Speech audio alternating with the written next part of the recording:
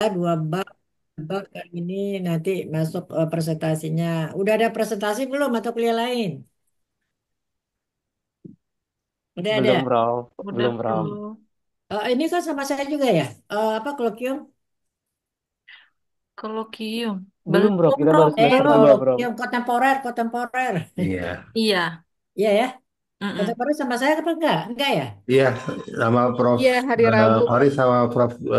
Dewi juga. Oke, oke. Jadi ini ya kita dua nih berbeda ya. Nanti yang kontemporer saya mau kasih tugasnya beda. Ini kita teori aja.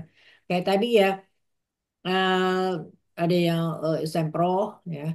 Jadi ini nanti di apa namanya di latar belakang itu kita kan ngomongin gap, theoretical gap itu kita harus tahu nih teori-teori itu. Kalau enggak kita akan ini nantinya akan ya namanya S3 itu emang teori itu kan ada diambil di beberapa referensi gitu loh. Nah dari referensi ini nanti kita mengetahui gapnya. Nah gimana caranya kita mengambil dari beberapa referensi? Jadi referensi berarti kita harus kaya dengan pendapat-pendapat itu. Jadi nanti Pak Ibu mengenai apa variabel yang diambil ya seperti tadi yang saya katakan di dalam silabus juga sudah ada RPS-nya ya pokok bahasanya. Nah nanti yang mana yang mau diambil itu udah didalami ya sudah ada ininya apanya referensinya sehingga nanti untuk menjawab pada saat sempro kita udah bisa menjawabnya ya. Apalagi apalagi sekarang tuntutannya katanya yang ke apa KNI 9 ya KSNI 9 itu emang betul-betul interdisiplin ya. Tapi interdisiplin itu bukan berarti oh saya SDM berarti saya harus ngambil ini bukan begitu maksudnya. Tapi kandungannya itu ada di dalam gitu loh. Nah, dari mana kita ngambilnya? Itu dari teori-teori yang ada dengan gapnya itu. Oke, kita masuk ke ini dulu. Ada pertanyaan nggak sebelum kita mulai? Tugasnya udah dibagi ya ini Mbak Ning ya. Iya, sudah, Prof. Ya, ini saya udah lihat ini beda-beda apa masing-masingnya. Kemarin grup apa yang namanya Mbak Ning ya? STM ini ya? Oh bukan, ini yang ini. Saya belum dimasukkan ke grup. Mbak Ning kirim Oh, sendiri belum, langsung. belum dimasukkan, Prof. Mau dibuat ya, Prof ya? Enggak, sekarang ini aja nggak apa-apa. Terserah aja mau dibuat apa enggak. Tapi ini langsung aja nih. Oke, ada di sini langsung ya. Enggak ada juga belum ya? Belum kirim. Oh, nama-nama kelompoknya, Prof. Ya. Oh iya, bentar, Prof. Belum. Oh ya, kalau gitu nanti di boleh di grup juga boleh kita diskusi di sini juga boleh. Kalau ada pertanyaan di grup juga boleh. Masukin Baik, saya di grup juga nggak apa-apa. baik, Prof. Ya, jadi saya juga pengen tahu nih judulnya apa. Ini betul nggak? Atau mungkin saya mau nambahin judul yang lain, ganti sama judul yang lain. Jadi kirim aja ke saya dulu ya sebelum masuk ke pertemuan yang keempat kita ini ke presentasi. Baik, Prof. Ada lagi yang mau ditanyain? Nih Pak Aris udah kayak ini nih udah semangat banget nih nerima masukan. Itu buku udah saya kirim ya Armstrongnya. Dari baca belum? Udah tamat. Belum, Ya, Prof. sudah di-download, Prof. Sudah Baru di-download. niat, Prof. Baru niat. Udah Paling dibaca, panah Prof. paling Baru panah ke lihat bawahnya cover. masih belum dibuka kali ya. Ya, harus harus dimulai-mulai ya karena itu aduh banyak banget itu bahannya. Ya baik. Saya screen ya ini kita perkuliahan kita hari ini. Nah ini semua ini nanti kan kita sudah ada ininya ya, silabusnya. Ntar dulu saya mau gedein gimana caranya nih. Sebentar. Ini kenapa nggak ada ya? Oh, kanannya oke ini ya. Oh ya ini. Ya. Oke, jadi ini ada deteksi HRM, ada people organization, ada people resourcing, recruitment selection, ya kemudian learning, training, ya. Jadi ini saya coba, ini kalau bisa mau 2 kali atau 3 kali masuk. Kalau sempat 2 kali, berarti 2 kali ini ya. 3 kali besok deh. Yang keempat mungkin udah langsung kita presentasi ya. Ini sudah saya jelaskan pada waktu itu ya. Jadi UTS, kemudian nanti ini modelnya seperti apa, udah. Nah ini sebelum kemarin kan saya udah ngomong ya bahwa di SDM itu sebelum ini bab 2 di disertasi. Nah, sebelum masuk ke bab 2 itu kita ada grand theory. Nah, ini grand theory-nya. Mau ngambil apa nih Bapak Ibu? Resource based theory, organization the cycle theory, strategic continuity theory, monggo aja. Ya, jadi nanti kenapa sih monggo aja? Artinya grand theory itu adalah yang memayungi variabel-variabel apa yang dibuat. Ya, jadi variabelnya perlu apa? Misalnya saya mau ngambil variabel independen saya motivasi, oke, masuk nih motivation hygiene theory misalnya. Ya, atau misalnya saya mau menggunakan AMO juga boleh, gabungannya boleh nggak? Boleh. Ya, jadi itu yang kita sebut dengan grand theory. Ada yang memayunginya. Kalau resource based theory ini kan sumber daya ya. Nah, saya ngomongin tentang individu yang ada di dalam organisasi ya. Yaitu sumber dayanya seperti apa. Ini umum banget nih. Ini juga bisa. Nah, jadi nanti ini ada beberapa teori ya yang bisa jadi pedoman ya bagi Bapak Ibu untuk mengambil sebagai grand theory. Nah, ini ada nih keterangannya di sini. Dia kayak ini Abraham Maslow ini bisa diambil. Kenapa Anda ngambil Abraham Maslow? Karena saya ngambilnya adalah ini motivasi. Ya, saya mau ambil Abraham Maslow, mau ngambil Hertzberg ya. Nah, itu nanti terus tergantung pendekatannya. Nah, pendekatannya apa? Salah satu pendekatannya itu adalah bagaimana kita mengkaitkan antara ya theoretical gap dengan empirical gap. Apa itu empirical gap? Empirical gap itu adalah fenomena. Fenomena itu apa? Di tempat kita meneliti itu kayak apa sih karakteristiknya? Apa itu ya respondennya, kemudian job desk-nya, nah itu mempengaruhi. Jadi nanti kalau ada yang mengatakan bahwa ih kurang dalam ininya analisisnya atau kurang kurang bisa menjelaskan tentang kenapa sih Anda A, kenapa sih B, kenapa sih C. Nah itu kekurangannya adalah karena Anda tidak mengkaitkan antara teori dengan problem yang ada di sana. Ya, jadi nanti akan ditanya itu, apalagi kalau sempro tuh Anda di ini itu di ini deh, di pokoknya ya terserah aja dia mau nanya apa, tapi jawab. Ya, makanya harus ada modal di sana. Ya, harus ada justifikasi. Ya, kalau nggak ada justifikasi nanti ya kita disaran-sarankan itu macam-macam. Baik ya. Nah, ini yang kita sebut dengan oke, kita masuk ke strategik ya. Kita di dalam apa namanya tadi kalau pengertian sudah tahu ya, yang namanya SDM itu adalah mengelola manusia-manusia yang ada dalam organisasi. Nah, kemudian diawali dengan strategic dan planning. Jadi kalau planning apa strategik itu sebenarnya kita harus tahu dulu ya, kita mau kemana. Dan kita sekarang lagi berada di mana. Jadi organisasi itu mau kemana dan dia situasinya sekarang seperti apa dan bagaimana untuk menuju ke sana. Nah itu penting. Jadi kalau misalnya visi dan misi itu ya di organisasi itu paling nomor satu itu. Apa visi misinya? Oke. Apa nih mau jadi organisasi global, mau jadi berakhlak, mau jadi apa bergerak dalam bidang digital misalnya itu tuh udah jelas. Nah dari sini maka sumber daya manusia itu diarahkan menuju ke sana. Jadi ada we know, ada what we want to go, ada yang why you going to get there. Itu tuh semuanya harus terjawab ya. Nah, kemudian strategik itu ada faktor environmentalnya ya. Jadi ada eksternal dan ada internal. Jadi ini environmentnya. Jadi kita harus bicara masalah. Jadi di SDM itu juga harus ada strategik juga. Apa itu ya dia harus mempunyai faktor eksternal dan internal. Walaupun yang SDM itu adalah mikro ya, tapi eh, faktor lingkungan itu terbagi dua ya. Ada direct dan indirect. Ada yang pengaruhnya langsung, ada yang tidak langsung.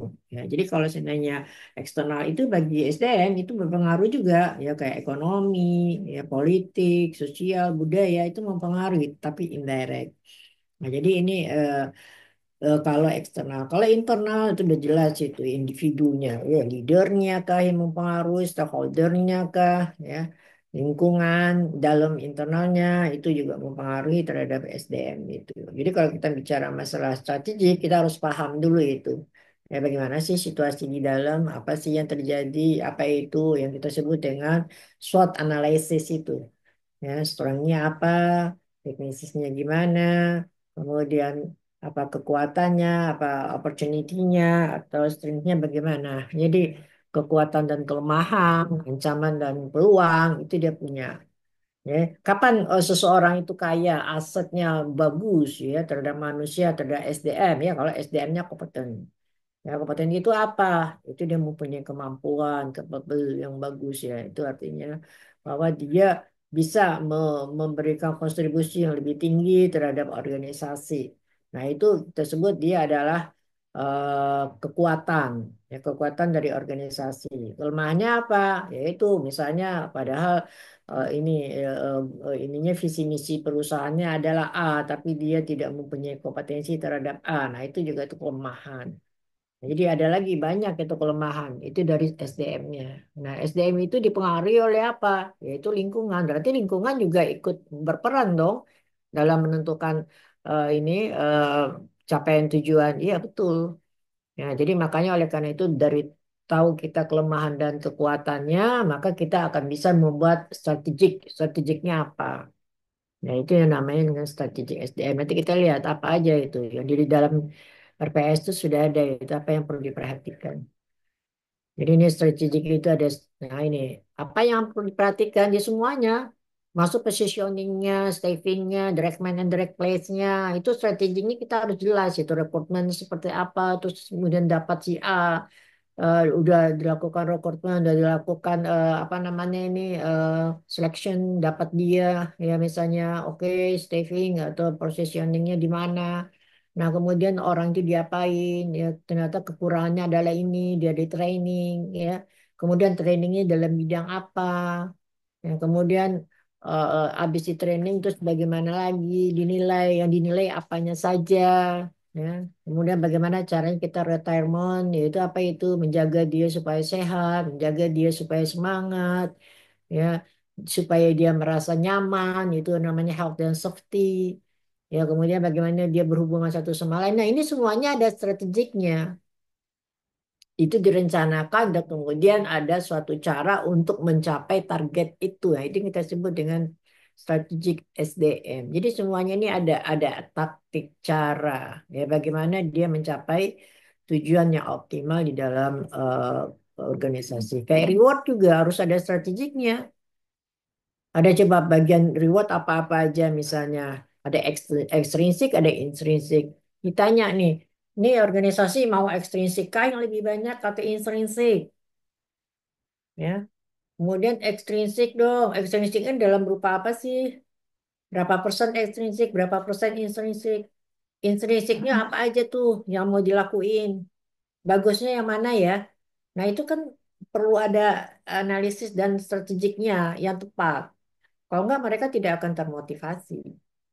Nah, jadi semua semua yang ada di situ organizational design itu juga ya. Ada yang tahu nggak organizational design itu apa? Ada yang bisa menjawab? Nanti saya ngomong, saya nanti ini saya ngomong sendiri aja nanti nih. Banyak yang mau saya omongin. Apa coba? Harus dihentiin. Yang disebut dengan organizational design apa?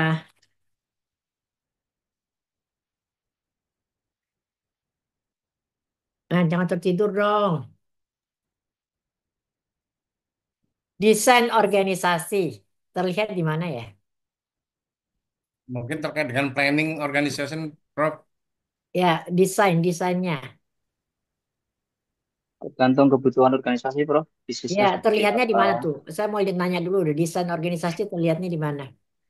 Lihatnya itu dari Di struktur struktur organisasi, Prof. organisasinya, Nah, Prof. oke, struktur organisasi. Ya, Nah, itu karena tuh, ada struktur job organisasi desk, menggambarkan apa? job desk, Prof. Satu, Kegiatan, dua, tanggung jawab, aliran Tanggung kerja, jawab. komunikasi, seperti apa itu nah, Jalur disebutkan semua, Prof. jalur perintah, nah, apa lagi? pembagian tugas Jabatan, dan fungsi. ya enggak? Siapa yang di atas, siapa yang di bawah? Ada yang Betul, Iya, Prof. vertikal, jalur ada yang hierarkinya, Prof. horizontal. Ya, apa? Jalur hierarkinya, Hierarkinya, ikatan jabatan. span of control, ya Hmm, kan? ya. Betul, Prof. Ya, sebanyak apa sentralisasi kah atau desentralisasi kah? Ya, apa wewenangnya terlalu tinggi, otoritinya gimana, birokrasinya gimana? Nah, itu semuanya desain organization. Nah, ini akan harus jelas. Ini dan cara membuatnya pun tidak asalan. Kenapa sekarang ada wakil menteri dulu enggak misalnya? Kenapa ada restrukturisasi, ada yang kita sebut dengan reshuffle, ya, ada yang ada apa namanya apa staf pengembang. Nah, kenapa si A itu ditaruh di situ padahal dia bukan kompeten? Tahu nggak? Gampang aja kita bentuk staf pengembang, ngawai. Nah, itu yang desain. Ya nggak? Ujung-ujungnya memang apa namanya? Kalau Peter Drucker bilang itu adalah eh, efektif dan efisien. Nah, sekarang kalau kita mau bikin organisasi, kita mikir nggak ke arah sana, ya kan? Siapa sih orang ditaruh ya orang-orang dekat sama saya dong, orang-orang tidak berani protes dong, nah gitu-gitu itu kan. Terus setelah itu nanti yang kita sebut style leader. Nah jadi ini ada strategik semuanya ya, supaya ngerti yang disebut dengan strategik itu. Nah, kemudian ini apa namanya corporate strategy itu, nah nih supaya lebih jelas ya ada eksternal, ada internal. Eksternal itu apa nih? Kompetitif juga termasuk eksternal kita. Teknologi, ya, market, kemudian ekonomi, profit, public ya. Kan. Nah, internal ini dia culture, structure, ya, employee skill, ya. Ini internalnya. Jadi kalau kita bicara masalah strategic SDM ini dia semuanya masuk. Nah, apa yang di ini, apa yang disajikan ya misalnya itu ya, nah, semuanya masuk apa-apa aja yang mulai fungsi daripada SDM ini dia ini fungsinya semuanya nih. Ini antara lain ya, tapi sebenarnya banyak lagi fungsi-fungsinya. Nah, ini semuanya diatur ya, harus ada strategik dari perusahaan dan ada lagi strategik dari unitnya, unit bisnisnya. Bagian finance dia punya strategi sendiri. Kemudian bagian marketing dia punya strategi. Tapi semuanya itu harusnya sinkron. Kemudian strategi mengenai kompensasi itu harus sama dengan selaras dengan strategi misalnya rekrutmen. Ya. Kompensasi dengan penilaian kinerja juga seharusnya konsisten. Ya, jangan nanti penilaian kinerjanya dia ngomongnya si A yang paling bagus, total kompensasi si B yang dikasih itu juga nggak bisa. Jadi itu keselarasan antara ini, apa namanya, bagaimana sih caranya kita mendukung atau saling eh, bersinergi satu sama lain. Nah, yang strategik itu adanya di sini, biasanya di top yang banyak. Ya, jadi kalau kita bicara masalah tingkatan manajer ada tiga, top, middle, dan lower. Nah, yang banyak strategik itu adalah di top. Yang ininya adalah planning. Planning ini di operasional itu adalah lebih banyak ke middle dan lower. Nah, ini di bawahnya itu kita sebut dengan operasional. Nah, itu tingkatan. Jadi kalau dari segi skillnya juga beda-beda. Kalau ini ada conceptual skill, ya, ini ada lingkungan skill dan ini technical skill. Itu tugasnya masing-masing. Oke, tadi kita ada mengatakan bahwa ada faktor eksternal yang mempengaruhi dalam organisasi, ya. Nah, ini kita kenal dengan VUCA, ya, volatility, uncertainty, complexity, dan liquidity. Jadi nggak ada yang semuanya itu akurat sehingga memunculkan bahwa lingkungan itu pasti itu nggak ada. Yang banyak di kita itu adalah risk. Jadi certainty, risk, dan uncertainty. Jadi uncertainty itu ya udah emang ada sama sekali. Ya. Kita nggak tahu itu apa sih variabel yang mendukung itu uncontrollable variable yang sifatnya adalah intangibility yang itu dia tidak bisa dihitung dan tidak bisa dikontrol. Sehingga hasilnya juga adalah uncertainty. Ya, sulit diprediksi. Nah, kalau misalnya kita ngomongin tentang certainty juga itu mungkin yang di atas yang tahu ya certainty itu. Nggak ada yang tahu. Nah, ya kita kondisi kita adalah risk. Nah, terus gimana dong? Nah, apapun perencanaan, strategik apa yang digunakan, yang penting adalah kita meminimalisir penyimpangan yang terjadi. Nah, itu aja itu tujuannya kita. Ya, jadi ini kalau kayak gini emang ini lingkungan bisnis yang labil. Ya, uncertainty itu banyak banget ya. Nah, ini kejadian-kejadian kemarin di COVID kemarin ini, ya, siapa yang tahu? Ya, kita nggak tahu juga ke depannya seperti apa. Banyak yang gulung tikar misalnya. Banyak yang di PHK. Nah, sekarang juga ini efisiensi, katanya efisiensi. Apa benar itu ada yang di PHK segala macam. Udah heboh kan? Nah, sekarang udah mulai agak reda dikit. Nah, ini juga yang kita sebut dengan VUCA itu. Nah, itu akan selalu sering terjadi. Oleh karena itu, makanya suatu organisasi jangan terlena dan dia harus menyiapkan dirinya untuk menghadapi faktor-faktor yang uncertainty itu. Menghadapi faktor-faktor yang sifatnya adalah VUCA. Baik. Nah, ini beda antara HR tradisional dengan strategic HR. Nah, ini. Jadi dia udah nggak lagi spesialisasi, tapi dia sudah core HR. Jadi dia menganggap memang manusia itu, SDM itu adalah aset ya. Nah, ini saya ambil dari Jeffrey. Ini nanti bisa silakan diambil ya. Jadi bukan lagi cost center, tapi dia adalah investasi. Nah, kalau kita dibilang investasi, ya berarti kita ada nilainya dong, ada value-nya, ya. Jadi jangan dianggap satu orang nggak bekerja itu dia eh, biasa aja, tapi harus diberdayakan. Nah, bagaimana caranya pemberdayaan itu bisa optimal? Tentu harus ada cara. Nah, cara ini, nah itu yang harus dipelajari oleh si HR. Jadi orang-orang SDM ini harusnya dia mempelajari bagaimana sih caranya supaya SDM itu menjadi loyal, komit, engage. Nah itu tuh, ya itu dia namanya strategic HR, bukan tradisional HR. Jadi sekarang yang kita sebut dengan SDM yang baru, yang new SDM, jadi UNIRM itu adalah yang seperti itu. Nah, terus sampai bedanya dengan human capital. Human capital itu dia menghitung sampai ini kita ngomongin HRM itu sudah ngomong bahwa itu adalah aset, itu udah ngomong, bukan di human capital dia ngomong, di HRM udah ngomong. Coba deh Anda baca buku Armstrong, buku yang terbaru-baru sekarang itu dia udah ngomong kok. Jadi kalau misalnya ada orang lama, saya juga sering ini diskusi sama orang itu HRM itu mah udah lama, sekarang udah sifat udah human capital, bukan gitu. Konsepnya sama. Filosofinya sama, sama-sama mengatakan bahwa SDM itu adalah aset. Cuman yang berbeda adalah metodologinya. Dia kalau si apa HRM itu dia menguraikan. Ya, dia sampai menguraikan bahwa apa sih kenapa sih SDM itu dikatakan aset itu diuraikan tuh semuanya itu. Jadi kalau di Armstrong itu dijelaskan itu cara dia mau menguraikan bahwa emang manusia itu perlu dimulai dari perencanaan, rekrutmen dan itu udah diuraikan. Terlihat bahwa manusia itu penting. Cuman di human capital dia sudah menghitung. Nah, itu seharusnya. Kalau dikatakan misalnya, oh manusia itu SDM itu karyawan itu perlu ditingkatkan kompetensinya. Oke, itu sudah ada di HRM itu. Nah, terus gimana dong? Oh, kita lakukan pelatihan. Itu sudah ada di HRM. Yang belum ada itu adalah bagaimana dia menghitung kalau bahwa pelatihan dilakukan ini efektif atau tidak. Nah, itu hitung-hitungannya itu yang harusnya di human capital. Ya, di HRM semuanya sudah ada kalau kita lihat buku-buku karangan para ahli yang ada di HRM itu sudah sampai ke sana dia ngomong. Ya.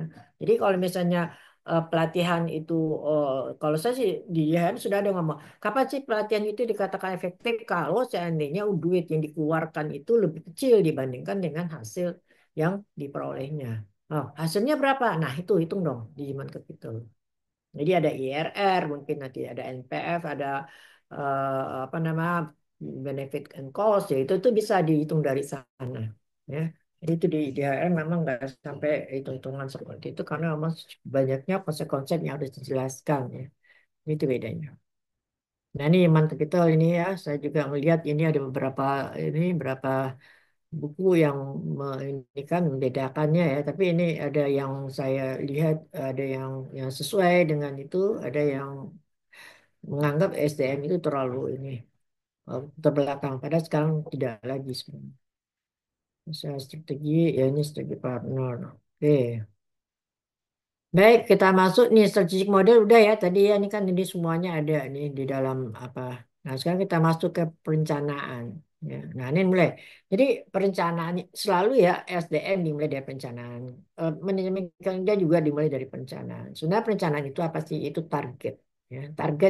Apa sih targetnya kita dalam SDM itu ya. Tujuan kita apa? Nah, itu tuh target itu yang ini kan. Jadi nanti apa keuntungan daripada karena kita sudah menentukan target kita ya di visi misinya ini, kemudian kita harus mengarah ke sana, terus ada tindakan-tindakan untuk melakukan itu kan kalau seandainya perencanaan apa itu 5W 1H. What? Ah ya apa itu? What? Yang Baik. lebih apa? What, when, where. Ah, ah. when, Apalagi?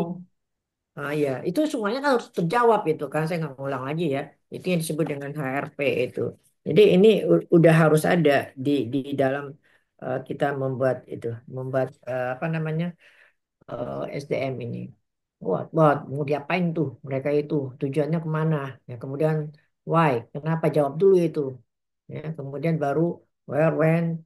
Ya kemudian nanti kita masuk lagi ke ininya. How, bagaimana caranya untuk mencapai itu. Nah, itu sebenarnya untuk apa? Ini dia, reduce labor cost.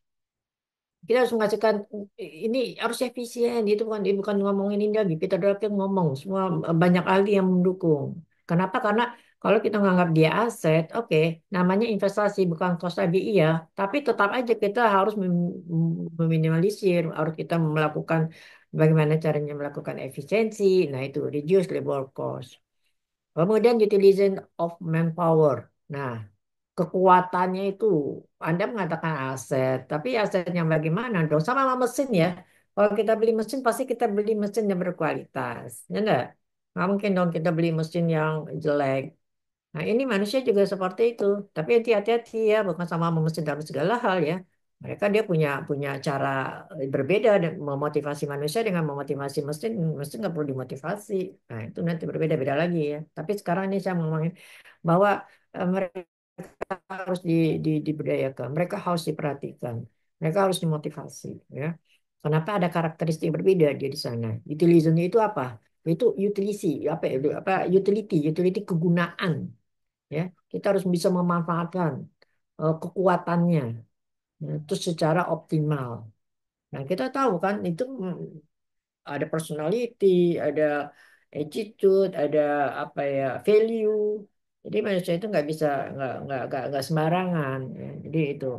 Kemudian identifikasi objek in assessment power. Jadi diidentifikasi ya supaya eh, kita bisa melakukan itu mendapatkan manusia yang power itu kita juga harus melakukan identifikasi. Ada improve juga di sana.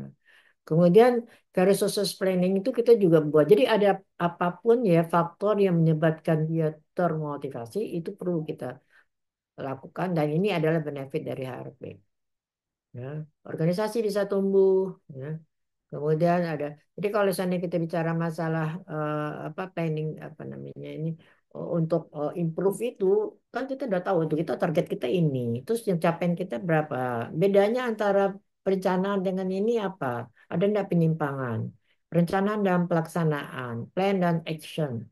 Nah, kalau ini berbeda berarti kita harus improve. Improve-nya mana? Nah, itu dia. Dengan adanya HRP ini kita bisa tahu.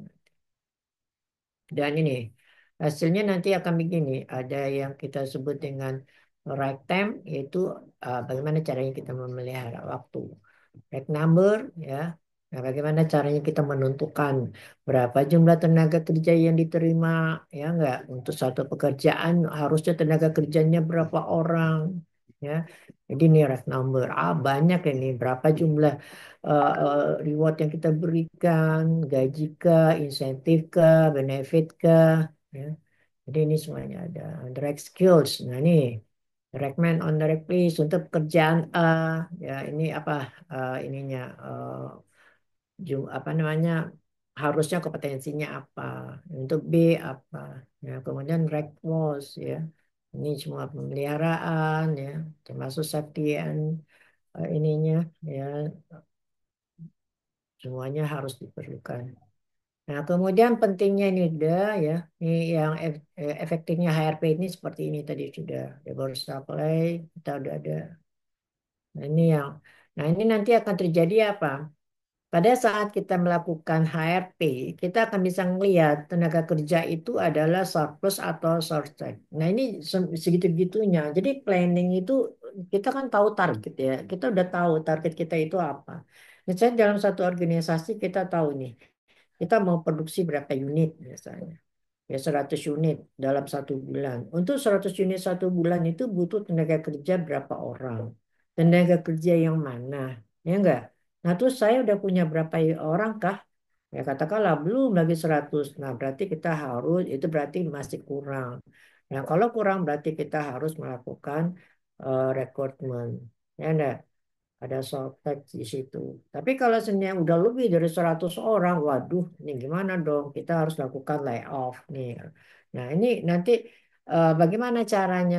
Siapa yang harusnya? Itu barulah kita masuk kepada kebijakan-kebijakan berikutnya. Nah, jadi itu salah satu gunanya daripada HRMP. Ya. Jadi ada rekrutmen, ada the rekrutmen, ada recruiting metodenya. Jadi ini nanti yang akan sampai ke sana kita dibantu. Oke. Nah, kita masuk ke kalau misalnya udah ada ya kita masuk ke job analysis. Nanti mau bertanya boleh ya sambilan mau bertanya boleh. Tapi kalau nggak nanti saya berhentiin juga nanti kita diskusi. Nah, salah satu dari perencanaan kita sebut dengan job analysis ya. Jadi suatu organisasi itu pada perencanaan itu sudah harus melakukan job analysis. Nah, job analysis itu apa? Itu analisis pekerjaan ya di dalam suatu organisasi. Jadi kalau organisasi ada tidak melakukan analisis, nah itu kayaknya dia nggak tahu nanti arahnya kemana. Job analisis itu terbagi atas dua ya ada job desk, ada job spesifikasi. Ya. Nah, ini job desk itu adalah kerjaannya, karakteristik pekerjaannya, ya. Jadi jenis pekerjaannya itu apa? Apa yang dikerjakannya? Nah, gitu deh. Nah, terus dia bukan hanya apa aja ya, tapi dia di rentetan dari apa itu nanti ada lagi itu perinciannya. Ya. Kenapa? Karena pekerjaan A dengan pekerjaan B itu karakteristiknya berbeda. Nah, untuk apa kita harus tahu karakteristiknya itu banyak banget nanti yang akan bisa dipengaruhi oleh dia, ya. Jadi bisa jadi eh, resiko pekerjaannya, apalagi misalnya eh, kalau spek udah jelas nih kan job spek, artinya skill yang harus dipunyai oleh seseorang untuk melakukan pekerjaan itu. Ya, selain itu apalagi yang namanya karakter pekerjaan ya banyak ya. Jadi jam berapa harus mulai, jam berapa harus berakhir, berapa lama mengerjakan pekerjaan A, B, apa urutan pekerjaannya. Nah, itu nanti kita lihat sebentar lagi. Nah, kemudian yang kedua adalah job specification. Kalau job specification itu adalah minimum kualifikasi yang harus dipunyai itu apa. Jadi, kenapa lagi kita harus tahu ini supaya terjadi yang kita sebut dengan the right man and the right place itu. Ya, jadi supaya si si organisasi juga menjadi efisien, tidak terlalu banyak, tidak terlalu heboh menyiapkan orang, karena orangnya udah ready. Ya, job spec itu udah ada. Nah, kenapa saya katakan dia udah ada? Nanti kita lihat. Nah, ini dia yang job desk. Apa aja yang job desk itu? Ini dia job identification. Jadi job desk itu tidak hanya kerjaannya di marketing, udah selesai, bukan begitu. Ya, CSR itu harus memahami ya marketing ya. Terus marketing itu bagiannya apa-apa aja ya. Kerjaannya apa aja ya. Nah, terus nanti oh ada bagian ini promosi ya marketing mix misalnya. Kan ada tuh bagian promosi. Oh, menentukan harga. Kalau promosi itu kerjanya ngapain ya? Nah, itu tuh dia harus jelas itu. Itu yang kita sebut dengan job identification. Jadi segitu-gitunya sampai merinci gitu. Nature of jobnya bagaimana? Operation involve-nya gimana? Bagaimana? Dia ngapain itu dulu kerjanya? Pertama ada apa? Kedua apa? Langkah-langkahnya apa? Kenapa sih kita harus tahu? Karena ini nanti berhubungan lagi dengan material equipment-nya. Wah, ini udah ada nih urutannya, tapi materialnya nggak ada. Equipment. Sama aja dengan orang tukang kerja deh. Orang tukang itu kan kalau kerja kan ada urutan satu, dua, tiga. Tapi materialnya nggak ada. Emangnya kerja apa dia pasti nggak bisa dia kerja. Nah, kemudian quality daripada yang kita minta itu seperti apa? Nah, ini juga harus dikaitkan dengan ini tadi, bentar ya, job desk-nya tadi. Oh, ya, bentar. Kemudian relation of job with other job. Nah, ini juga ada kalanya output dari suatu kegiatan merupakan input dari kegiatan lainnya. Sebentar ya, saya ambil aja dulu sebentar ya. Halo, Pak Sri, lagi ngajar bentar. Lagi, bentar teleponnya. Ya, oke, oke. Ya.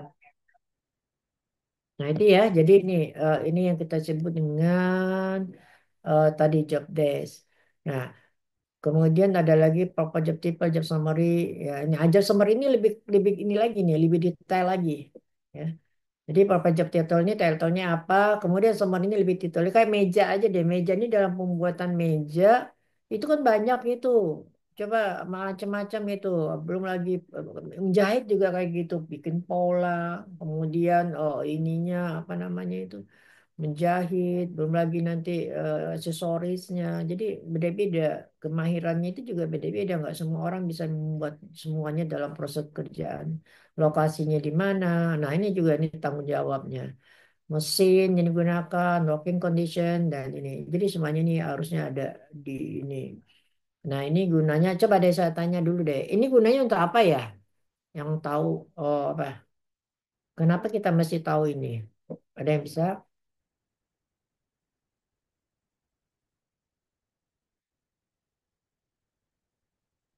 Untuk apa aja kah gunanya ini?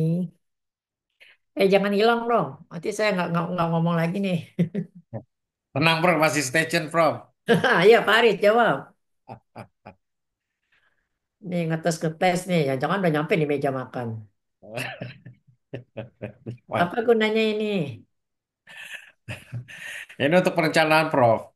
Ya, ini supaya kenapa sih kita harus sampai tahu sedetail ini buat apa? Ini kalau menurut saya salah satu kerangka kerja bagaimana dan apa yang harus kita lakukan di human resources. Seperti itu. Salah satunya apa? Apa untuk melakukan apa? Supaya tahu ini nih untuk melakukan apa? Sehingga saya bisa melakukan. Pengukuran kinerja, Prof. Oke, ya betul. Kinerja. Apalagi? Kenapa? Rekrutmen, Prof. Ya Untuk Pak? rekrutmen, rekrutmen. Kan, oke. Ya kan? Kalau kinerja kalau nggak tahu ini apa sih yang mau dinilai? Ini ada responsibility-nya, ya ada tugasnya. Ya nggak? Nanti dikasih bobot ini. Oh, kerjaan A, responsibility-nya, waduh itu berat itu misalnya. Yang nggak ada nih, ini working condition nih, working condition sama risiko, ya kan? Risiko ini juga menjadi pengaruh untuk dia mengasih ini apa namanya upah atau gaji. Apalagi rekrutmen. Kemudian menentukan kinerja, ya tadi yang saya bilang, ya apa namanya kompensasinya itu akan mempengaruhi.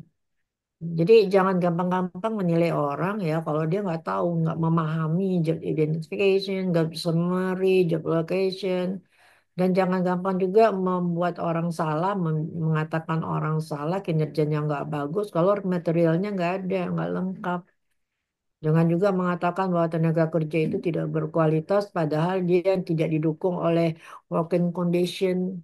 Ya kan, itu ada Harvard yang melakukan penelitian kan. Diambil satu kelompok orang yang bagus, suasananya bagus, penerangan bagus. Kemudian satu kelompok lagi dibiarin aja. Ternyata produktivitas yang bagus itu yang tinggi.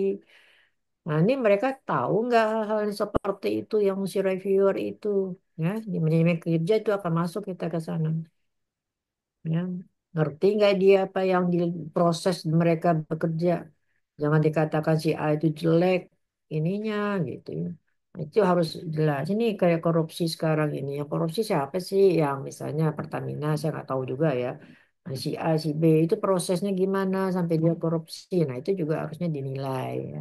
Itu maksudnya. Nah, ini job spec. Nah, dari mana kita tahu? Nah, ya, dari mana kita tahu yang tadi saya bilang ada eh, job apa namanya tadi? Identification, ada satu lagi summary. Nah, itu kita harus cari ini. Bisa menggunakan ini, kuesioner, observasi, interview, record. Nah, ada siapa yang mau di kuesionerin, siapa yang mau diobservasi? Orang yang memahami itu.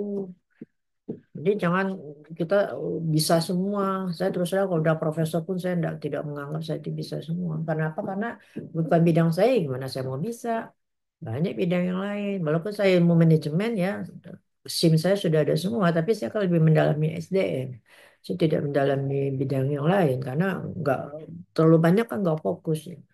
Jadi kayak keuangan dulu saya pernah ngajar tapi sekarang enggak ya saya paham saya bilang saya enggak ini.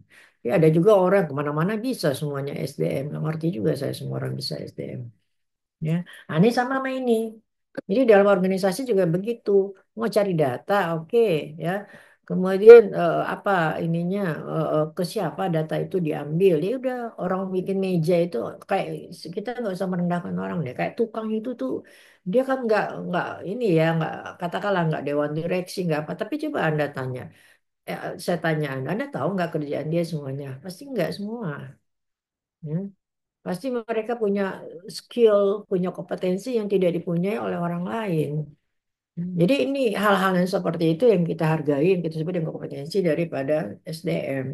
Jadi SDM itu aset, kenapa? Karena dia mempunyai, tadi saya bilang, penulis skill dan attitude. Nah, di bidang apa? Nah, di bidang tertentu. Nah, itu yang harus kita pahami. Jadi seharusnya kalau profesor ini sudah nggak umum lagi, harus sudah mengerucut.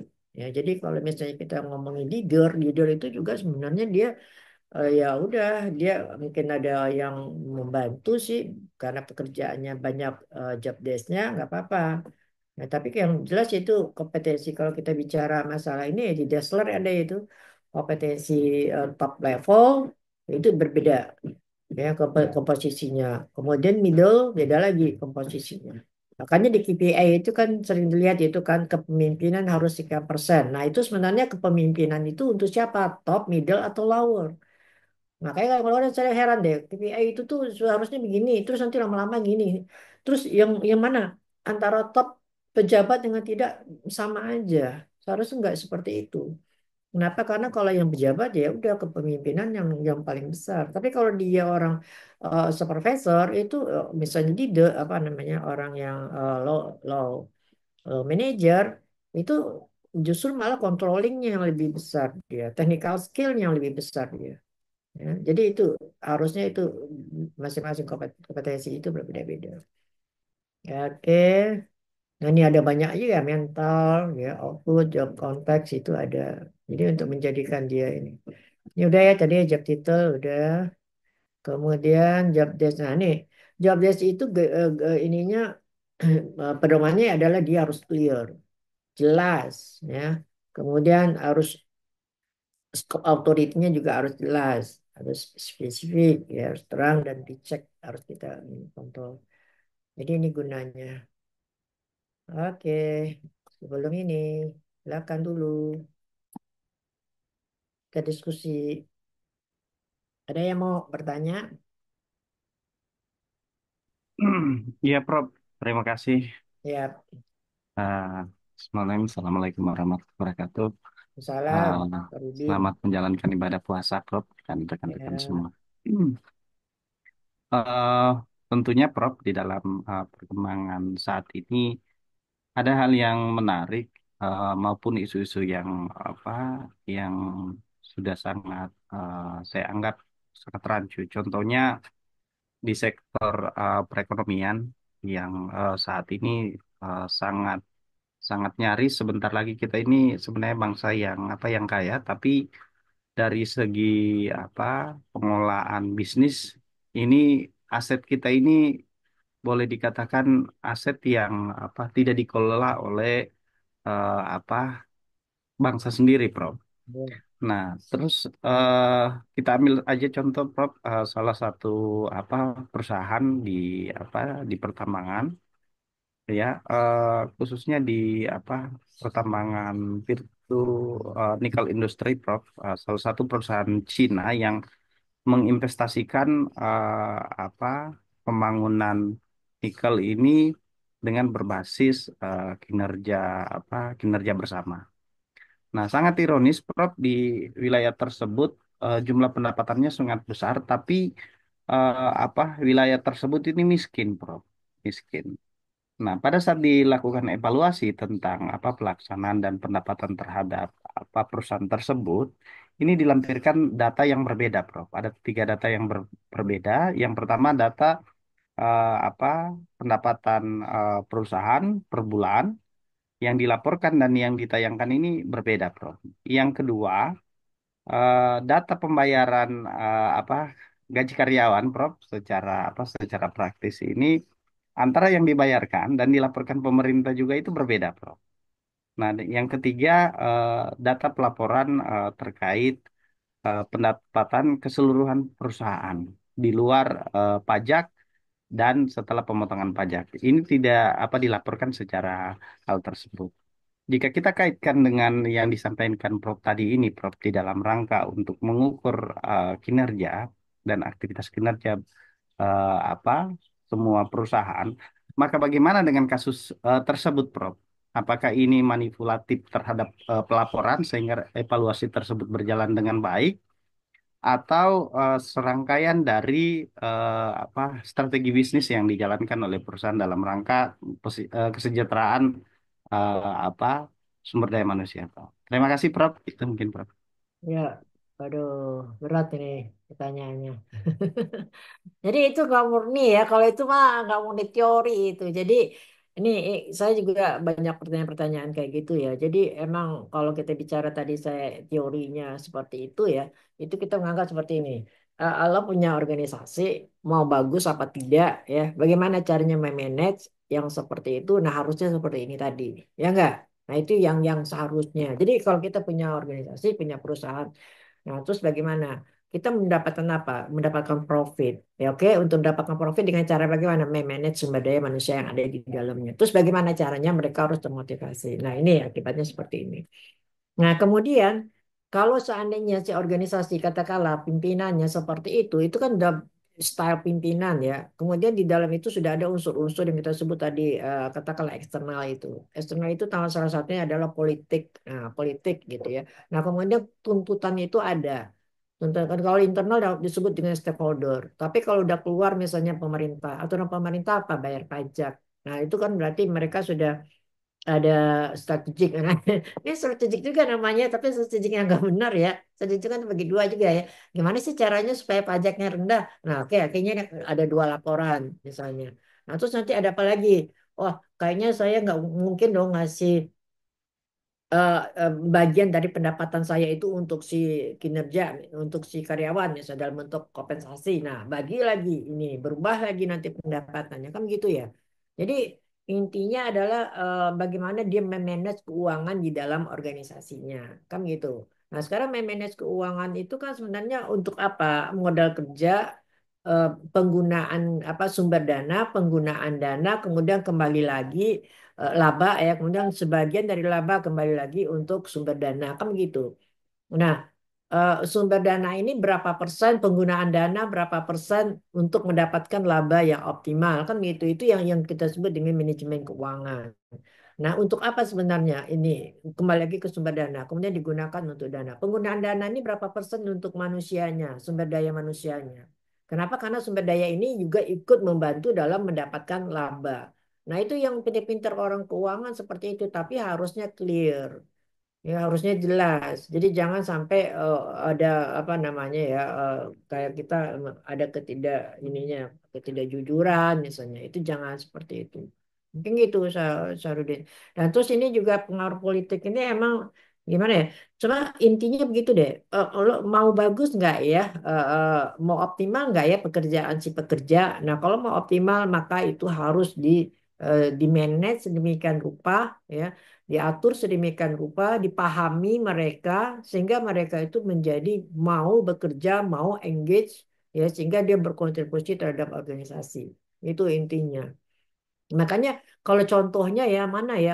Saya kalau misalnya aduh sekarang mungkin ke ini deh, ke perusahaan profesional kali ya kita ngomong. Tapi kalau kita masuk BUMN sekarang udah enggak juga ya. Direksi itu coba tanya deh, saya tanya beberapa orang direksi gajinya gede, tapi nggak tahu saya juga dapatnya berapa ya. Kenapa? Karena ada bagian-bagian tertentu yang dia harus setor-setor. Jadi ini bukan rahasia lagi ya, udah ada gitu.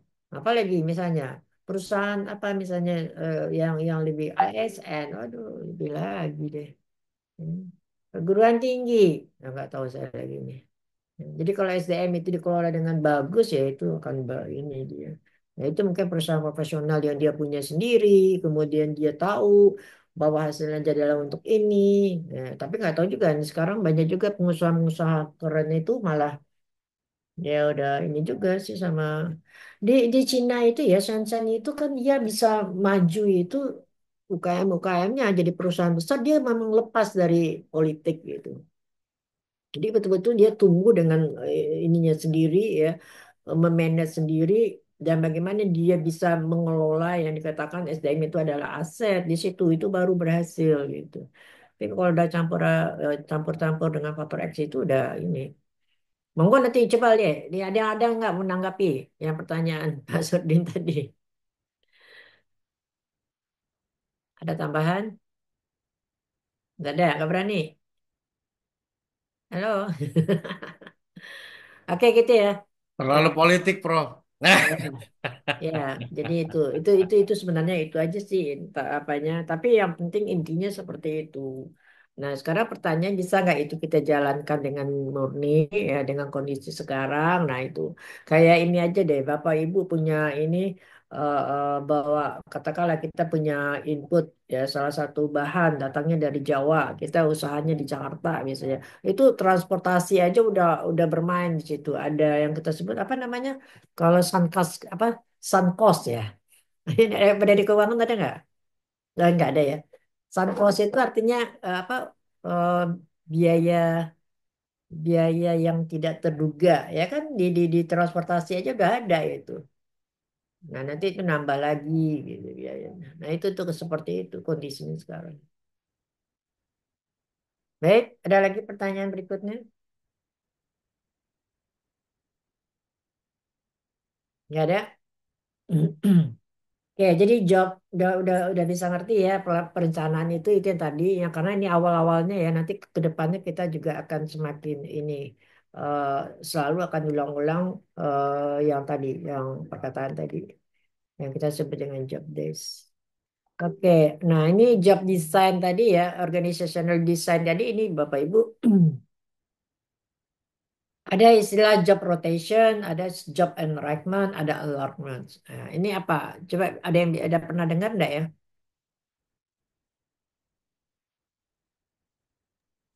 Kalau Contohnya apa? job rotation itu hanya sekedar mutasi-mutasi biasa dari Oke, perusahaan ke perusahaan yang lain gitu.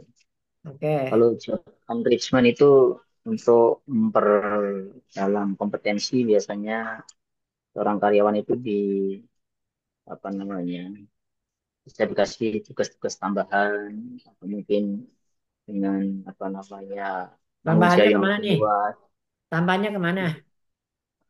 Sebenarnya bisa ke project atau ke fungsi-fungsi yang lain dalam rangka memperlengkap kompetensi dia gitu.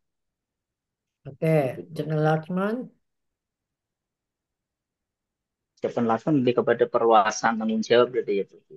Ya, apa beda job Range-nya. dengan job enlargement? Kalau job Yuk. enlargement itu sekedar cakupannya lebih luas. Hmm, Kalau enrichment itu lebih mungkin lebih pengkayaan itu maksudnya lebih ke apa ya pendalaman juga gitu, Prof. hmm. Kalau Mirip-mirip enrichment dengan itu contohnya apa? Coba contohnya. Supaya bisa contohnya. Enrichment itu apa? Jadi kan tadi di dalam eh, satu organisasi ada posisi masing-masing. Nah, terjadi ini apa itu? Job enrichment apa? Contoh. Contoh, Prof, izin, Ya, Prof. Jadi ya. kalau misalnya apa salesperson gitu, Hmm, awalnya dia bertanggung jawab untuk manage account di tradisional misalnya. hmm. Kemudian dikasih tanggung jawab untuk menambah akun yang modern. Itu yang disebut dengan enlargement. Jadi satu level, Itu tapi mungkin level. cakupannya lebih luas. Nah, Oke. kalau yang enrichment, mungkin di samping dia menjalankan fungsi-fungsi sales, tapi juga dia misalnya diberikan tanggung jawab untuk membuat misalnya apa program koordinasi misalnya sebagian kecil dari tim misalnya seperti itu. Jadi ada ditambah dengan kemampuan untuk memanage, mengkoordinasi selain untuk sekedar jualan ya kira gitu Prof. Ya, jadi kalau itu enrichment itu vertikal, ya kan? Hulu dan hilirnya dia pegang. Jadi konglomerat itu sebenarnya dia vertikal itu. Ya dia pegang misalnya di apa di eh, suppliernya dia juga, ya kan? Perusahaannya produksi dia juga. Nah itu vertikal. Jadi kalau misalnya di organisasi, misalnya dia bagian marketing, tapi dia juga bagian promosi. Nah itu vertikal. Ya dia punya dua job. Nah, kalau horizontal yaitu dia seperti manajer finance, kemudian dia PLT lagi di marketing. Nah, itu levelnya sama, tapi dia kebetulan dia megang dua-duanya. Itu kita sebut job endorsement. Nah, ini adalah perluasan pekerjaan. Jadi ini dalam suatu organisasi. Siapa itu orang seperti itu? Nah, itu kan kayak kita ini aja deh. Ya, ada yang sebagai sepak bola, dia juga BUMN juga, apalagi kemarin ya Danantara itu biji juga, misalnya ada tiga, itu kan posisinya. Misalnya, ini contoh loh Pak, Pak Rama ketawa. Jadi itu contoh. Nah, jadi itu namanya job ini. Nah, siapa orang yang seperti itu? Monggo aja, tapi direct dia harus punya kompetensi terhadap hal yang seperti itu. Mampu nggak dia seperti itu? Nah, itu juga harus ada. Itu yang kita sebut dengan eh, jadi dalam SDM ini semuanya diatur ya, semuanya ada bukan diatur, artinya emang dipelajari gunanya ada gitu.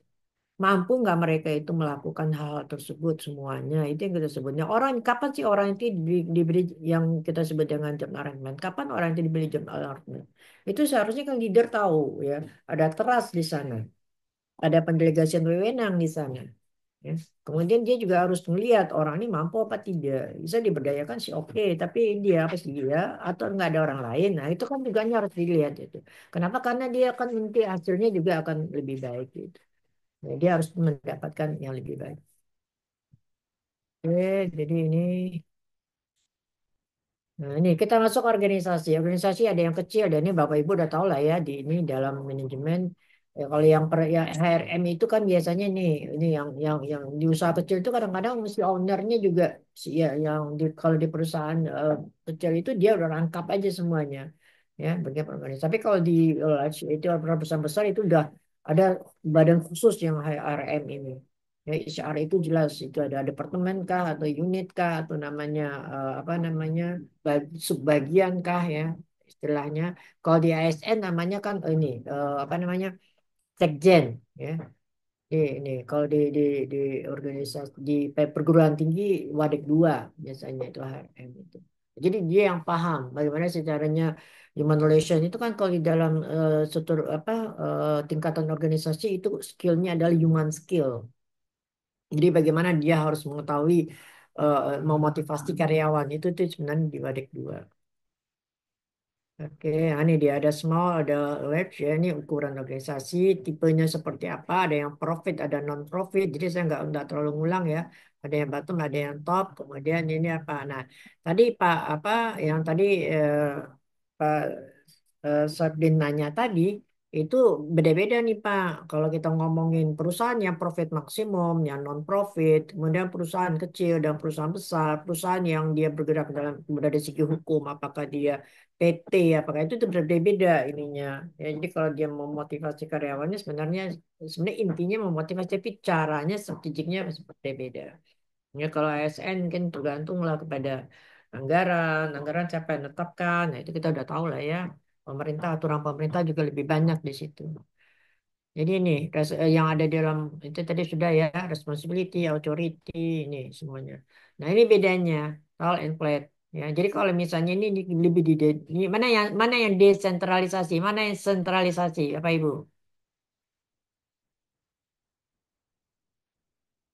Tall atau flat? Tall atau flat?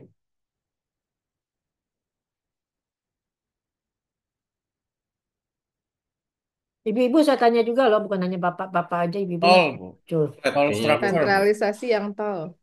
tahu lah, tol Desentralis, Bang. sentralisasi. Mm-mm. Kalau ini, kalau Des- yang flat, Desentralisasi, Prof. Sentralisasi. Si. beneran. Mana yang span of controlnya yang besar? Tall atau flat? Tol. Oh, Tol structure. yang yang span of control yang besar mana? Tall atau flat? Yang flat. Flat. Mana yang sentralisasi? Flat atau tall? Malah bingung nih, itu dosen ngajar satu dulu. Hah? Mana yang sentral? Yang sentral tuh yang flat, yang span of controlnya banyak gitu sentral. Kalau ini udah pendelegasian wewenang ini yang si tol ini. Ya kan? Si officer ini tanggung jawabnya ke siapa? Ya manajernya aja. Ya, jadi nggak semua. Jadi dia udah lini, udah ada tanggung jawabnya masing-masing. Kalau ini nggak nih empat nih, span of control aja ada empat nih, lima ya, empat. Ya, Iya, CEO Prof. ini ya jadi itu ya jadi berbeda makanya makanya desain organisasi itu menentukan bagaimana jalannya perusahaan juga bagaimana stylenya SDM juga lingkungan SDM itu dipengaruhi oleh desain organisasi. Aduh capek banget nih ngurus gaji ke A ke B ke C gitu ya birokrasinya kuat banget. Nah itu kan namanya itu yang tahu apakah flat ya. Nah, jadi ini membuat mereka nggak nyaman atau mereka terus ininya gimana dong penilaian kinerjanya saya dinilai oleh banyak orang. Nah, itu kan sebenarnya desain organisasi yang menentukan. Nah, kayak gini ya, ini gabungannya ini verbal organisasi. Jadi ada apa-apa aja nih boleh silakan dibaca entry file ya. Ini ada 14 itu. Oke, baik. Jadi ini selesai kita mengenai itu. Nah, sekarang kita masuk ke kompetensi. Jadi sebenarnya ini dimasuk kepada organization dan person ya. Organization dan person itu kemarin itu di OB sudah ada. Ya, OB udah ada. OB udah satu semester kita ya kemarin ya. Sudah, Prof. Nah, berarti nggak perlu lagi ya nomor tiga ini. Diulang nggak apa-apa, Prof. Apa itu? Nggak Gitu rugi. ya. Ya. Oh, iya. Nanti Rugi kalau lewat rugi, Prof. ah, oh lewat rugi enggak masih ada yang keempat nih kan baru yang kedua ini kalau nggak salah nih. Ini ada individual difference sudah kan? Personality udah, attitude udah, perception udah, konsep udah. Ini semuanya ada nih, motivation Ya. udah, engagement, commitment, learning, leadership. Boleh nggak ngambil ini? Boleh, monggo aja ya. Selain dari planning apa tadi kemarin training, kemudian kompensasi, kinerja, terus ini. Tapi ini kan udah ada di OB, janganlah ya. Mendingan ambil yang berbeda dari yang OB kemarin ya, ambilnya ya dari materi yang tadi aja. Kalau mau ngambil yang ini mungkin yang berbeda boleh yang bab 2. Kebagian bab 2 siapa ya Mbak Ning? Ada nggak yang bagian bab 2 siapa? Yang ambil bab 2? Bab 2 atau bab berapa ini? Kemarin itu pembagiannya berdasarkan yang ada di KRS, Prof. Iya, KRS. Kok KRS sih? Oh, itu KRS. bahasan. Bahasan. RPS. Iya, iya. Makanya ini KRS. kan, sebenarnya ini yang nomor ini, yang nomor 2 ini, saya balik ke atas lagi deh. Ini yang nomor 2 ini kan people and organization nih. Nah, Mm-mm. itu lebih ke tadi itu yang OB, ya, people, manusia yang ada di dalam organisasi itu seperti apa gitu loh. Itu yang nomor 2. Nah, siapa yang ngambil nomor 2? Nah, kalau yang ngambil nomor 2 tadi kan itu tadi saya bilang itu antara lain rekrutmen, kemudian itu personality itu semuanya masuk di sana tuh. Nah, itu kan sudah ada di OB. Nah, monggo aja kalau ada yang mau ngambil, tapi cari yang lebih ini ya, apa namanya? Jangan yang sama main kemarin. Ya, makanya saya tanya siapa yang ngambil itu. Bentar saya lihat, Prof. Tadi saya udah kirim ke grup juga sebentar ya, Prof. Memang nggak ada yang tahu siapa yang ngambil dirinya sendiri. Jadi kalau untuk yang tadi people and organization itu yang ngambil adalah Pak Ya, Budiman, Bu Aryan, sama Pak Aryan, iya Pak Aryan sama Bu Rinawati. Burima. Nah, apa yang mau diambil, Mbak? Yang berhubungan itu. Pak Budiman, ambil apa? IG. Belum Belum kebayang ada itu ya. bayang, Prof. Masih Kayaknya ngeraba-raba, Prof, pengen. Jadi belum ada. kayak belum Nah, ada kebayang, nggak Prof. usah tiga lah, itu karena OB udah ada kan. Dimasukin ke yang lain aja. Ini happy building udah ada belum? Work team Oke, udah ada oke. belum? Udah ada juga. Jangan Ya, tiga di sana karena itu udah ada di OB-nya udah ada gitu maksud saya ya. Nanti coba dicek lagi nanti aja. Oke ya, jadi itu yang kedua ya udah ya. Kemudian kita masuk yang ketiga. Waduh cepat banget ya kita selesai ya. Habisnya tamat nih. Udah deh. Waduh. Nih. Jadi rekrutmen ya. Coba saya ambil dulu rekrutmen di sini. Ada pertanyaan dulu nggak? Paling aku Prof mau Ya, tanya silakan. mengenai tugasnya sih. Kalau yang di minggu lalu kan disampaikan bahwa untuk tugasnya itu berdasarkan pembagian dari pokok bahasannya. Dan Mhm. untuk sub-sub bahasannya itu kan lihat yang di paling bawahnya. Nah, itu subnya dipakai semua atau kita Ya, pilih saya beberapa aja? terserah aja. Yang penting interestnya di mana. Tapi ya itu kan sebenarnya saya mau mengatakan itu di dalam apa namanya di dalam eh, bab ini ya di dalam bagian satu atau bagian dua itu isinya adalah ini gitu loh. Jadi enggak apa-apa nggak dicantumin. Tapi yang bertanya boleh dong. Gitu ya. Oh, Yang baik-baik, Prof. bertanya kalau mau bertanya monggo aja kan udah ada ininya urutannya gitu. Baik, Itu Prof. Mbak. Nah, ntar dulu saya ambil dulu ya mana topiknya isinya gitu ya. Iya, Ya, jadi begitu. Kalau yang tadi kan saya udah ini nih tuh. Yang mana sih yang organization itu, yang what people dan organization itu apa-apa aja sih. Nah itu tadi yang di OB. Karena saya lihat di buku-buku HRM itu seperti itu. Ya, jadi ada mereka cantumkan juga OB di dalamnya gitu. Dan mereka kan nggak tahu kalau kita udah ngambil satu semester mengenai OB. Kan. Jadi boleh aja mungkin isu-isu yang tapi kita kontemporer juga ada kan itu isu-isu terkini boleh. Kalau isu-isu kontemporer sih boleh ngambil itu tuh. Ya kenapa berbeda sama yang dulu? Kalau dulu kan teori aja ya. Jadi kalau isu-isu em, mengenai apa namanya job engagement atau apa itu boleh. Oke, sekarang gini aja deh. Saya buka lagi. Monggo siapa yang ada nanya mengenai itu nanti saya akan jawab. Ya. Nih, yang nanya nanti ini saya ini. Kalau enggak saya anggap selesai kita bab 2 ini. Kita masuk ke nanti people resourcing lagi. People resourcing, recruitment,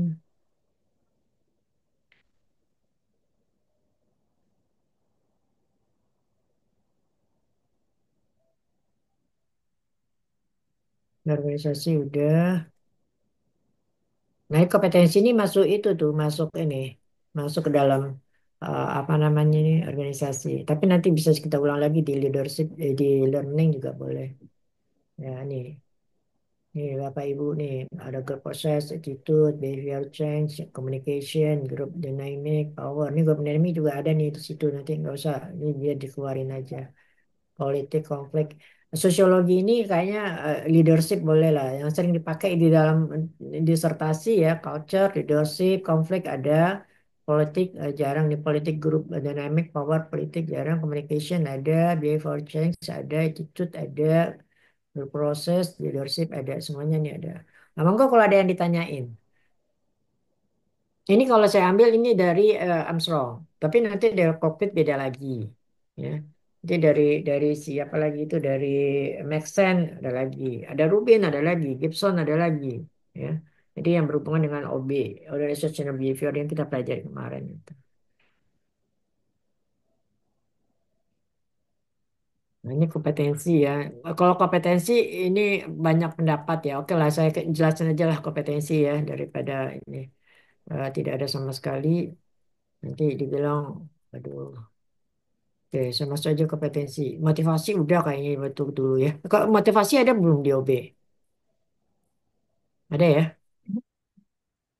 Ini Dibahas Motivasi motivasi sih tapi ada. tidak spesifik. Mm-mm, motivasi sih ada sih, Prof. ada ya. Tapi nggak Kompetensi spesifik. ya. Sebenarnya emang apa namanya waktu kita itu yang terbatas kalau menjelaskan sebenarnya. Nah ini kompetensi. Nah kompetensi itu adalah sesuatu yang ada di dalam diri individu yang ada organisasi. Nah ini macam-macam nih pendapatnya. Saya mungkin masuk ke ini salah satu contoh untuk mengimplementasinya ke disertasi ya. Nah, kayak ini Bapak Ibu harus ngumpulin dari beberapa pendapat, ya. Jadi Nok ngomong apa? Ada skill, knowledge, attitude, personality, self concept, dan value. Dia ngelihat bahwa dalam suatu diri manusia itu kompetensi itu dilihat dari mana? Dari itu, dari ada enam itu. Nah, kemudian nanti beda lagi nih. Spencer ngomong apa? Ada achievement, helping human service, ya, impact. Jadi beda-beda, manajerial, kognitif, ya, sampai ke effectiveness personal. Itu dia dia ngomong. Ya, tapi dia nggak ada pakai istilah skill di situ. Dia tidak pakai istilah attitude di situ. Nah, ya, jadi dikumpulin dulu nih. Kemudian apa lagi? Asbab. Ya, jadi ini apa yang kita sebut dengan ini apa dia ngomongin tentang malah lebih digambarkan nama dia. Dia eh, ada knowledge, ada attitude, ada skill, ada motif, tapi motif itu lebih besar. Jadi eh, orang itu dilihat kompetennya itu adalah dari attitude-nya. Dia punya knowledge, dia punya skill, tapi motif dan value-nya sedikit, maka orang itu lebih kurang kompetennya dibandingkan dengan orang yang knowledge-nya biar nggak apa-apa sedikit, tapi motifnya lebih banyak, value-nya lebih gede. Nah itu. Ya sampai begitu-gitunya dia menjelaskan kompetensi seseorang itu. Ya, Herzberg model. Ya, jadi itu trait motif. Nah, cuman nanti untuk melihat trait motif itu, cara dia mendeteksi trait motif itu adanya di dalam. Makanya oleh karena itu orang sampai 8 tingkat melakukan rekrutmen itu untuk apa? Kalau skillnya mungkin dia udah bisa tahu kenapa skill itu adanya di luar tuh. Ya enggak? So, konsep itu, knowledge juga adanya di luar. Tapi yang motif, attitude, value itu tuh adanya dia makanya perlu ada psikotes, ada lagi yang apa ya, yang 8 tingkat itu ya, face to face, ada yang secara lisan itu dan model pertanyaannya bermacam-macam ya. Cara dia menjebak juga bermacam-macam. Kenapa? Karena dia pengen tahu yang ini. Ya namanya sikap mental itu yang ada di dalam. Ya, kalau udah kayak gitu masih ada juga kadang-kadang ketemu orang yang aneh-aneh di dalam proses, ada dalam pekerjaan. Ya kan dah? Utamanya bagus, pinter, ya. Udah 10 tahun kerja ketahuan, nggak jujurnya, ketahuan korupsinya. Ya enggak? Coba lihat deh, yang koruptor itu, ya koruptor-koruptor tuh masih muda apa udah tua ya? Ya Masya Allah, saya melihat. Orang kaya, Prof. Nah, satu orang kaya, yang kedua Orang pinter. orang pintar, yang ketiga. Orang tua jelas itu, Prof. Iya, Berpengalaman, Pak. middle ke atas. Saya lihat kasihan banget, makanya saya Astagfirullahaladzim, kok jadi kayak gitu, saya bilang. Kasihan apa ya sama keluarganya, yang anak istrinya. Ya enggak, generasinya. Saya nggak tahu juga tuh orang-orang seperti itu, apakah dia korban, apa dia bagaimana. Nah, kalau kita memahami SDM itu ya, kita sampai mikir itu. Kalau saya kalau melihat seseorang itu, saya jadi bukan yang ngelihatnya sosoknya langsung begitu aja ya. Kalau Anda memahami tentang teori SDM, apalagi kita memahami tentang organisasi tadi, ya bagaimana people, bagaimana perilaku individu di dalam organisasi, gimana leadernya. Nah, itu kita jadi, aduh ini kayak gimana ya? Kayak kita melihat satu persatu yang mana ini yang benar ini, ya. Sistemnya juga itu. Nah, tapi tetap trait and motive, attitude, value, personality itu akan menjadi apa ya? Menjadi harusnya dia menjadi senjata bagi dia untuk bisa komit, jujur, ya bisa dia eh, mau bertindak yang benar gitu loh. Tapi kalau udah kayak gitu ngapain duit banyak harus korupsi, emang kan bisa juga kan kita dapat, emang mau dibawa kemana duit itu, ah itu seharusnya lari dong, nah kan gitu ya kalau kata kita ya. Kalau dia ya udah jadi orang minoritas nggak apa-apa, kalau perlu lari udah aman kok, udah duitnya banyak kok, keluar aja. Nah saya nggak tahu kalau tersandra. Nah ya itu tuh tadi ya, makanya bersihkan dari awal harusnya. Oke, apa lagi? Nih, si Israel beda lagi. Tes achievement, relationship, personal attribute, ya, managerial, leadership. Nah, di sini dia masukin managerial dan leadershipnya nih. Ya, kalau tadi hanya skill aja. Nah, ini Israel. Nah, terus Armstrong beda lagi. Ada team orientation, communication, ya, people management, customer focus, result orientation, problem solving, planning, leadership. Nah, jauh lagi tuh ininya, lebih luas. Nah ini ya. Nah sekarang pertanyaan saya, coba deh. Anda ngambil yang mana sih? Nah, lalu kumpulin semuanya. Anda ngambil yang mana? Mau Greenhoff, Armstrong, Zell, yang mana yang diambil? Pilih aja deh salah satu. Saya tanya aja nih alasannya apa. Nih, kalau saya tanya Zell deh, kenapa Anda ngambil Zell?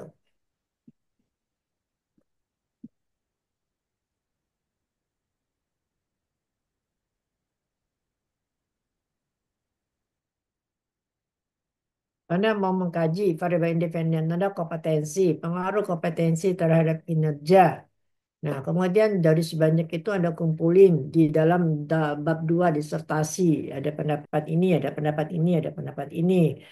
Nah, kemudian berdasarkan beberapa pendapat di atas, saya sintesiskan bahwa kompetensi adalah bla bla bla dengan indikator adalah task achievement, relationship, personal attribute, managerial building, dan leadership. Pertanyaannya, kenapa Anda ngambil itu sebagai dimensi? Apa jawabnya?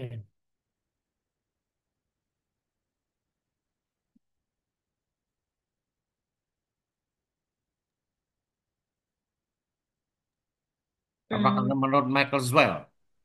Ya, kenapa Anda ngambil Zwell? Kenapa Anda ngambil Armstrong? Kenapa nggak ngambil Glinov? Kenapa nggak ngambil tadi si itu tadi? Siapa namanya nih? Siapa lagi tadi nih? Esberg misalnya. Why? Spencer. Mungkin karena ini Prof, apa tuh cukup komprehensif Prof, karena apa teori Zuel ini mencangkup semua aspek yang cukup penting dari kompetensi individu dan organisasi. Mungkin gitu. Oke, ada lagi pendapatnya lain. Apa?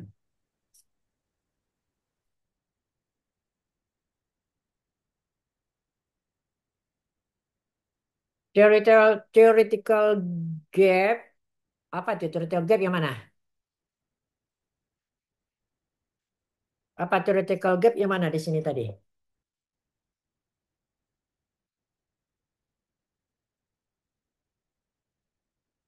Apa itu theoretical gap itu? Gap apa?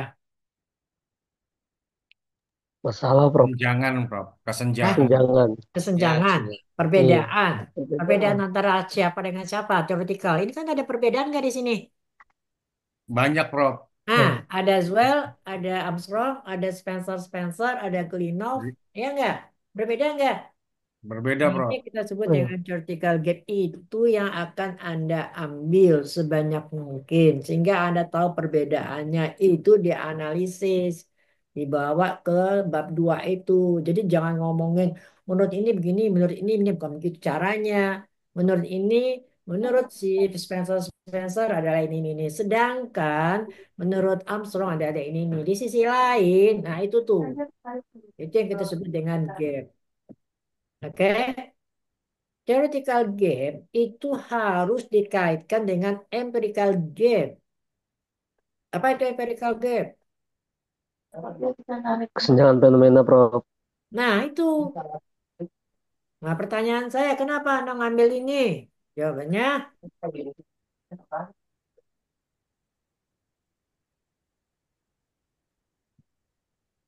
apa jawabannya? Yang Tulis. paling cocok dengan objek penelitian kita, Prof. Nah, siapa objek penelitiannya? Apa objek Karyawan, Prof. karyawan? Karyawannya mana? Karyawan sebuah bidang perusahaan, Prof. Ya, biar perusahaannya mana? Ya udah jangan dikejar terus, Prof. Dia jawabnya. Karena, karena, Aduh, karena Prof ngejar terus ini. Karena Mas Haris ngambil yang spell, kenapa nggak ngambil yang spell ini isi ini tadi Glino? Armstrong. Kenapa nggak ngambil Glino kalau karyawan? Saya ya kan? Nah, kenapa ngambil spell? Karyawannya bagaimana? Coba lihat isinya, Mas. Ada manajerial, ada leadership. Berarti karyawannya mana? Perlu nggak buruh kompetensi Pimpinan. Ya. manajerialnya?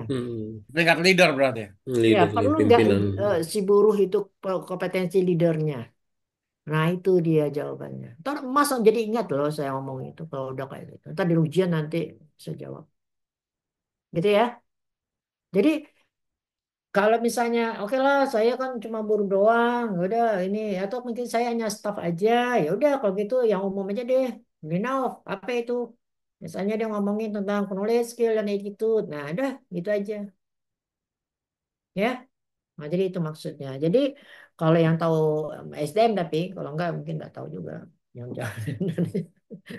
Kalau saya promotornya kan saya nggak bakal nanya, kan saya kasih tahu Anda jadinya kan. Tapi kalau yang tahu misalnya ini akan ditanya gitu. Oke ya. Nah, itu gunanya. Jadi ini apa eh, untuk teori itu adalah untuk memperdalam Anda dalam mengetahui variabel, kemudian nanti bagaimana variabel itu diturunkan menjadi dimensi dan indikator, dan indikator itu jadi pernyataan, dan pernyataan inilah jadi instrumen penelitian. Ini yang akan Anda sebarkan ke responden.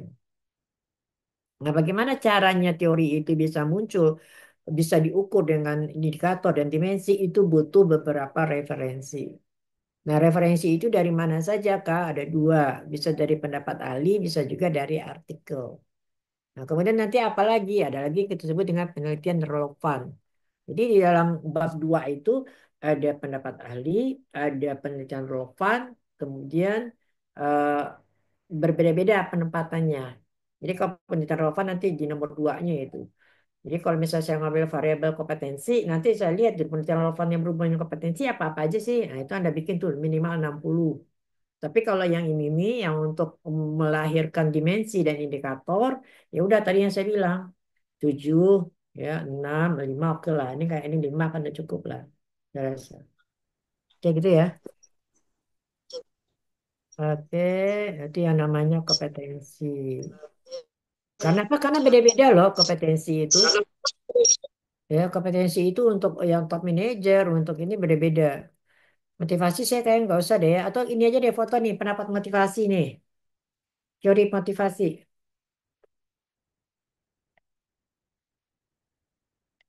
Nih, coba difoto aja nih teori motivasi.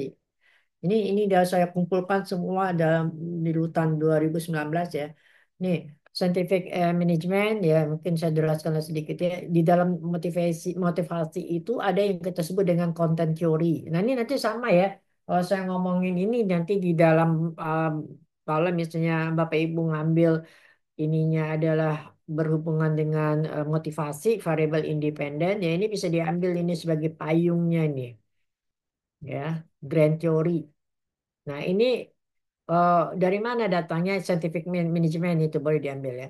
Kemudian ngomongin ada apa aja teori motivasi itu, ada pendapat Maslow, ya ini nih yang konten teori ya. Ada pendapat Herzberg, ada pendapat Alderfer, itu konten teori. Ya, Maslow apa itu hierarchy of needs? Nah, ada jelaskan nih ada 5. Herzberg, motivation agent factor. Nah, ini ada jelaskan motivatornya apa-apa aja, unsur-unsurnya agent factor apa. Kemudian ada for itu nih. Nah, kemudian yang proses teori. Nah, ini konten teori, ini proses teori. Jadi ini konten teori ini termasuk teori-teori awal ya. Nah, ini yang proses teori itu Lewin and Tolman, kemudian Fromm ya, Porter dan Lawler. Nah, ini nanti ada lagi nih keterangannya. Ekspektasi. Kenapa orang bisa termotivasi? Yaitu kalau dia punya harapan. Nah, itu dia. Nah, ini valensi. Ya, Porter lain lagi. Kapan orang bisa termotivasi? Kalau dia puas. Ya, dia pengen puas, pengen ada capai kepuasan kerjanya gitu. Lawler beda lagi. Nah, kemudian masuk ke teori yang baru. Ini yang baru. Siapa tokoh-tokoh teori yang baru? Ini dia. Ada Westinger, ada Adams, ya, Heather, kemudian Kelly. Ini lengkap ini. Nah, ini teori yang baru sekarang. Bagaimana cara dia memandang motivasi? Ya, bagaimana cara dia melihat bahwa orang akan terjadi termotivasi? Ini coba dia lihat nih. Adam ini aja tahun berapa ini ya? Dia membuat nanti silakan. Dia udah ngomong nih bahwa orang akan termotivasi kalau ada equity, ada justice. Ya, dari dulu udah ngomong. Ya enggak, sekarang terjadi nggak ini? Ada nggak equity itu sekarang? Ada nggak justice itu sekarang? Keadilan itu ada nggak?